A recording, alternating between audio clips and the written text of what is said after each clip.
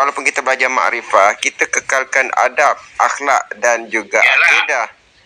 Sebab Rasulullah SAW tu dalam Al-Quran ada adab, akhlak dan akidah, ada fiqh, tasawuf dan tauhid. Jadi kita jalanilah saling kasih berkasih sayang. Dan yang beri maaf tu pun dia dah faham dah hakikatnya bahawa Allah yang berbuat setiap sesuatu, cuma sebagai hubungan antara manusia itu adalah hubungan antara Allah. Jadi itulah saling berkasih sayang tu atas dasar rasa cinta, kasih sayang. Saya pun nak minta maaf juga. Sebelum saya berpindah alam, minta maaf dululah, ada salah silap. Adab dia hakikatnya hakikatnya Allah yang berbuat, diri tak ada. Faham Surah Ahmad? Minta maaflah. Saya pun sebagai adab sesama makhluk kata tadi kan. Hakikat ni kita tahu Allah yang berbuat, tapi dalam Al-Quran mengajar tentang adab, akhlak dan akidah. Rasulullah ajar Islam, iman dan ihsan, ataupun kita kata tu fiqh, tasawuf dan tauhid.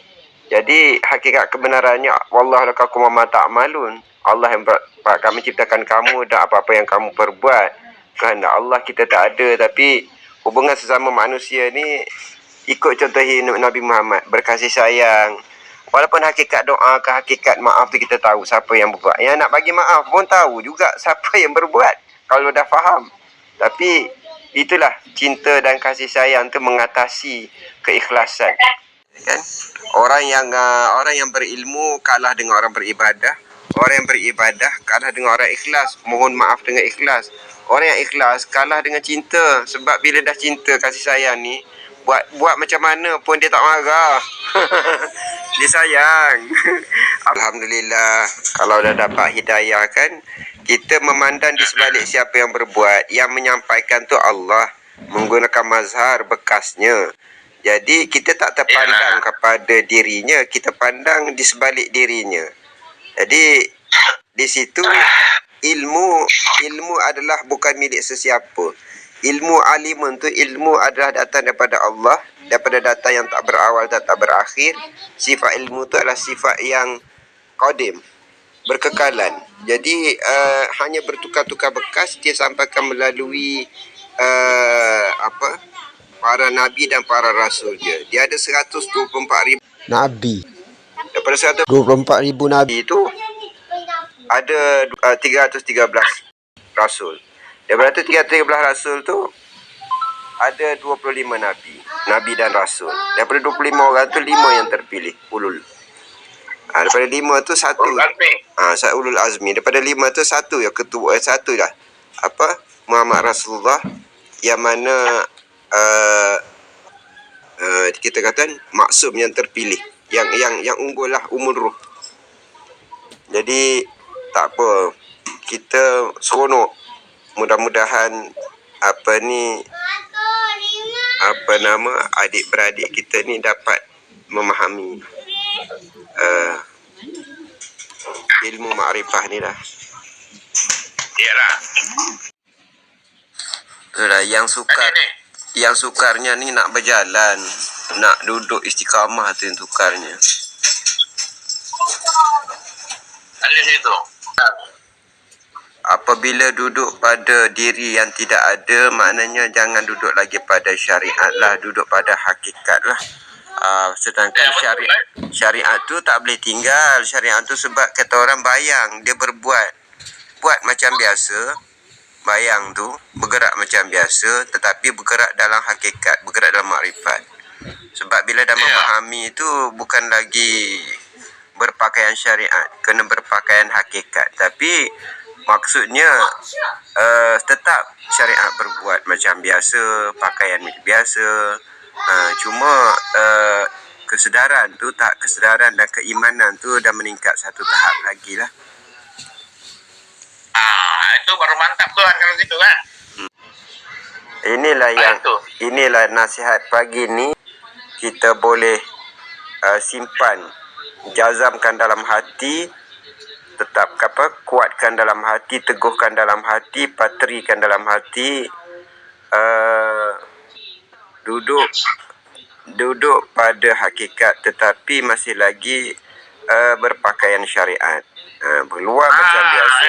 Hati kita dah pindah ke satu tingkat yang lebih imannya, tingkatkan iman tu duduk pada hakikat ataupun makrifat.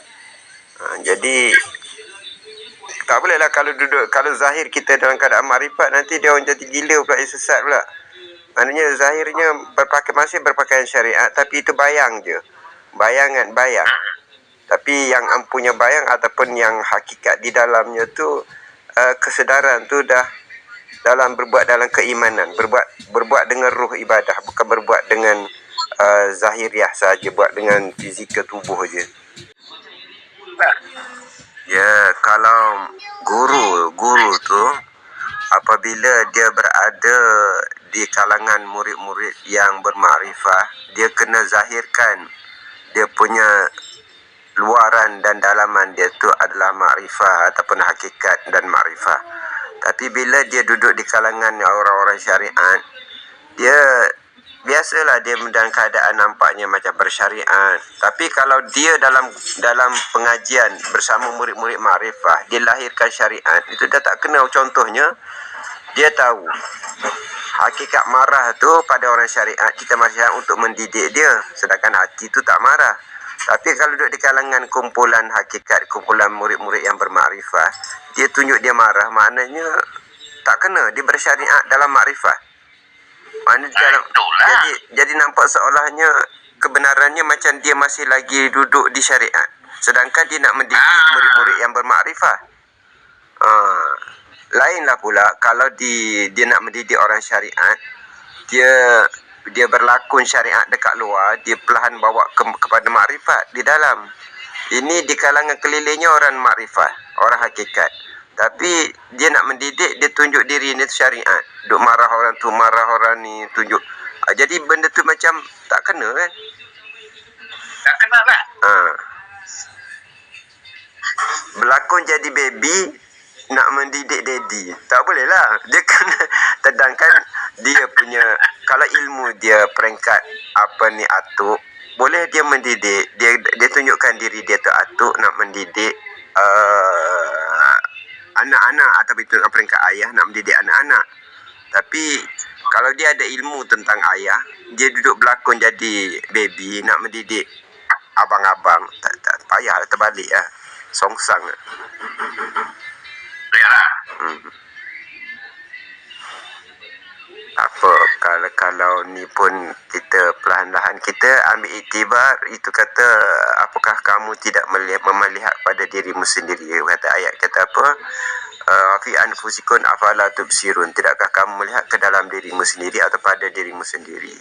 Maknanya kita jadi iktibar, kita melihat yang di luar tu adalah kalam Allah, cerita Allah nak mentarbiahkan kita supaya kita tidak begitu. Macam Nabi Yunus duduk dalam ikan Nuh, Nabi Yunus duduk ikan Nuh, dia telan ikan Nuh. Ataupun macam kisah Nabi Musa, Nabi Musa melihat Allah, ataupun kisah Nabi Ibrahim, ataupun kisah Nabi Khidir, itu kisah Azazil. Itu Allah nak mentarbiahkan kita supaya kita memandang, melihat di sebalik apa yang hikmah di sebaliknya. Jadi apa yang berlaku depan mata ni, dalam pengajian ke, dengan tuan guru ke, dengan murid-murid ke, apabila kita memandang di sebalik apa yang berlaku tu kalam Allah, tarbiyah Allah nak mendidik kita, meningkat lagi satu tingkat kita untuk kenal lebih dekat Allah. Tapi kalau kita memandang dengan mata syariat, mata zahir, mata satu je, sesat kita. Kan? Kita ambil kalau kita ambil yang baik, bersangka baik. Kalau kita ambil bersangka buruk. Allah kata, seperti mana aku adalah seperti mana yang kamu sangkakan. Kamu menyangka begitulah. Kamu sangka ginilah. Kan? Jadi jangan bersangka-sangka, sebab kita tahu hakikatnya semua baik belaka. Buruk pun baik, baik pun baik. Buruk dan baik tu hanya istilah sahaja. Kalau kita mengambil nikmat dan iktibar,